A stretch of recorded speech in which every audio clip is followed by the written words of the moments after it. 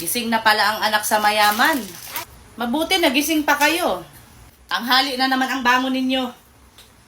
Kaya nababad na naman ang mga mata ninyo. Sa kakasilpo ninyo. Napakasarap talaga ng mga buhay ninyo.